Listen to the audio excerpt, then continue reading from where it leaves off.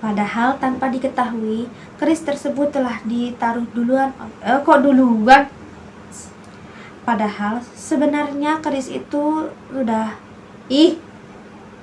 Padahal sebelumnya keris itu.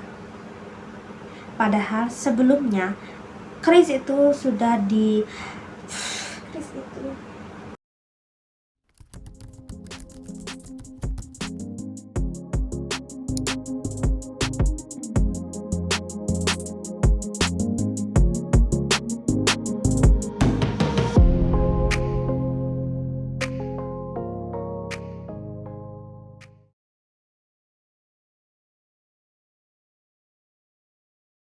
Halo, jumpa lagi dengan saya Carmila di Kazura Official. Sekarang saya akan bercerita kembali mengenai cerita Nusantara dari buku Koleksi Cerita Rakyat Nusantara oleh penerbit Pustaka Media yang ditulis oleh Firzatullah Dwiko R. Dan dongeng yang akan saya sampaikan kali ini adalah dongeng tentang asal mula kota Banyuwangi. Asal mula Banyuwangi, Prabu Menak Prakoso ialah seorang raja di suatu kerajaan yang letaknya di ujung timur Pulau Jawa, berdekatan dengan Pulau Bali. Suatu ketika, Prabu Menak Prakoso bersama bahteranya menyeberangi Selat Bali dan menyerang kerajaan Klungkung. Pasukan kerajaan Klungkung berhasil dilumpuhkannya dan kerajaan pun dapat dikuasai. Raja Klungkung tewas terbunuh. Sedangkan seorang putrinya yang sangat cantik melarikan diri menyeberangi Selat Bali hingga masuk ke hutan di ujung timur Pulau Jawa. Sedangkan Prabu Menak Prakoso memiliki seorang putra yang bernama Raden Banterang. Ia adalah satu-satunya calon yang akan menggantikan ayahnya kelak sebagai raja. Sayangnya, perangai Raden Banterang sangat kasar dan mudah marah. Ia mudah curiga kepada orang lain meskipun ia tak menemukan bukti apapun. Raden Banterang suka sekali berburu binatang, sehingga hampir setiap pada kesempatan ia mengajak abdinya untuk keluar masuk hutan dan berburu. Suatu ketika ia bersama abdinya berburu hingga siang hari. Mereka tak menjumpai seekor binatang.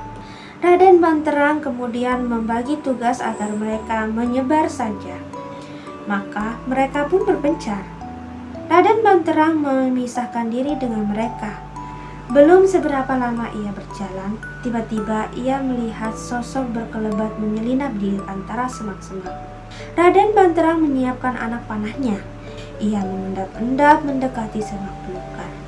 Tetapi setelah dekat, matanya tiba-tiba terbelalak karena bayangan yang ia sangka binatang itu merupakan bidadari yang sangat cantik jelita. Dada Raden Banterang berdegup sangat kencang. Seumur hidup baru kali ini ia melihat wanita yang sangat cantik. Pasti bidadari, demikian pikirnya dalam hati. Raden Banterang mengucek matanya. Ia tidak yakin terhadap sesuatu yang ia pandang. Mimpikah aku? Demikian pikirnya. Ia mencubit kulit bahunya. Terasa sakit. Berarti ia tidak bermimpi. Wahai bidadari, jangan takut, aku tak akan menyakitimu, kata Raden Banterang dengan sangat berhati-hati. Wanita cantik itu tampak ketakutan, namun ia tak berani melarikan diri karena khawatir dilukai oleh Raden Banterang. Bukankah Raden Banterang memegang anak panah yang siap dilepaskan?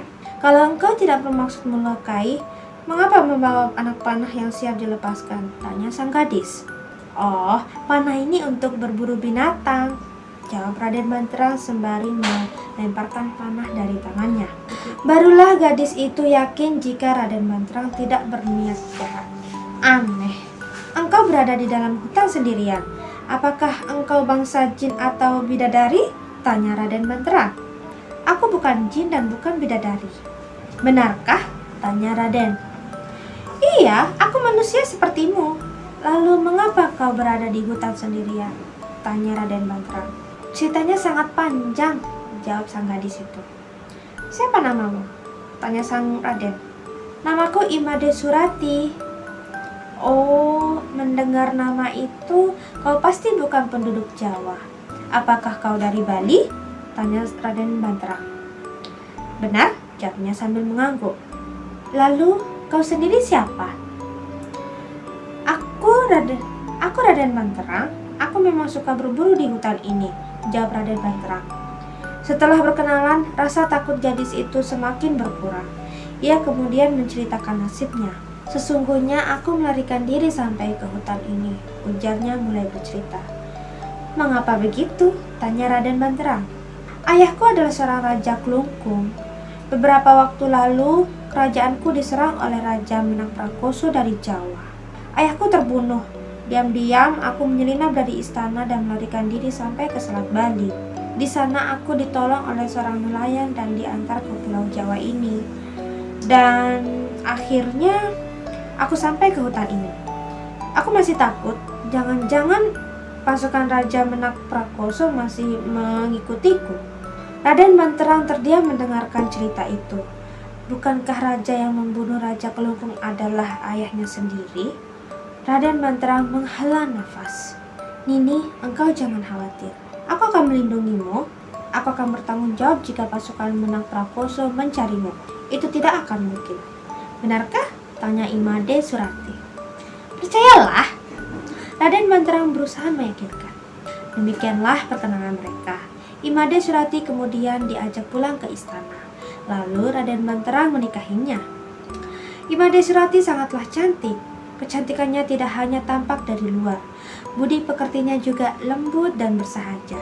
Raden Banterang sangat beruntung memiliki istri yang seperti dia. Perkawinan mereka berbahagia. Namun ada saja orang yang tidak suka melihat kebahagiaan dan kemesraan antara Raden Banterang dan Imade Surati. Diam-diam seorang abdi di istana merasa jatuh cinta kepada Imade Surati. Ia ingin agar Raden Banterang mengusir Imade Surati dan membuangnya lagi ke hutan. Kalau sudah demikian, dirinya bisa mendapatkannya. Abdi tersebut mengatur siasat.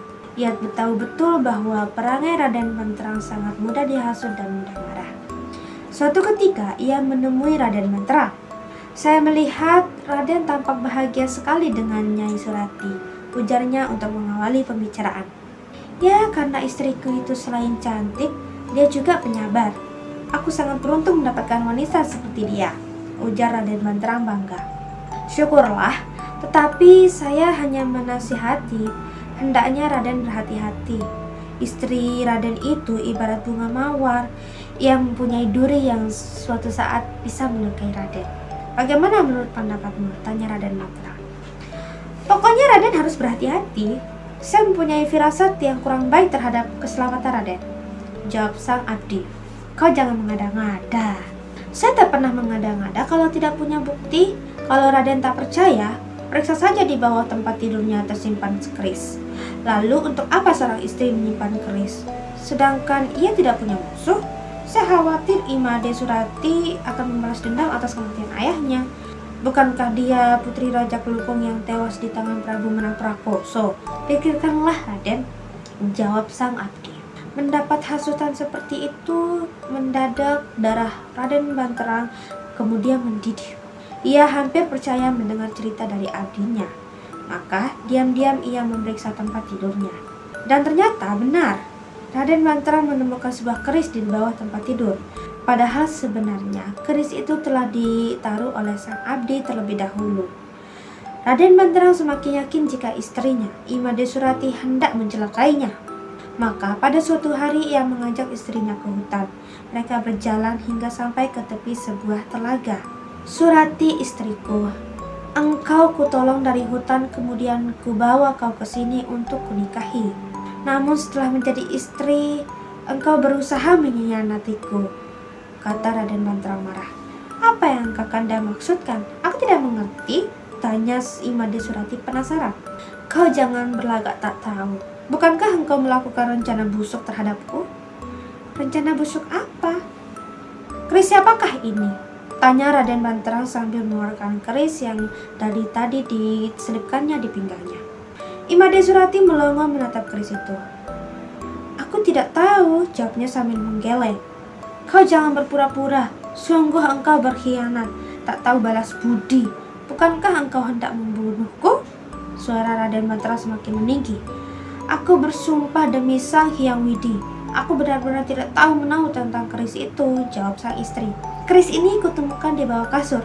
Untuk apa kau menyimpannya kalau tidak untuk membunuhku? Imade Surati semakin terdesak oleh kata-kata suaminya. Apalagi suaminya menuduhnya dengan kasar. Wanita itu berusaha meyakinkan suaminya bahwa dia tidak bersalah. Namun Raden Banterang tak mau mendengar alasan apapun darinya. Aku harus berkata apa lagi, sedangkan Kakanda tidak lagi percaya padaku. Jika memang Kakanda menuduhku, lebih baik engkau membunuhku sekarang juga. Tetapi ingatlah, jika darahku berbau anyir, maka berarti aku memang bersalah. Namun, jika darahku berbau harum, maka Kakandalah yang bersalah. Dengan penuh amarah, Raden Banterang menghenuskan keris kepada dada istrinya.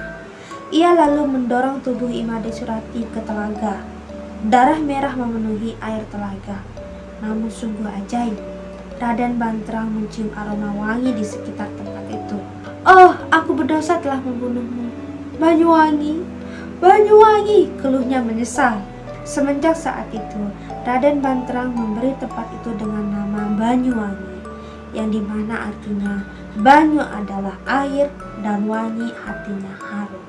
Demikian kisah untuk kali ini. Selamat tidur dan terima kasih.